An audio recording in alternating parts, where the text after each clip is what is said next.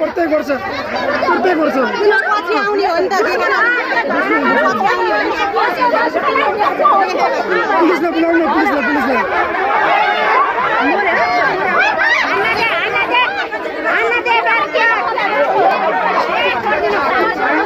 छोरा न जाऊ त कति जग्गा छ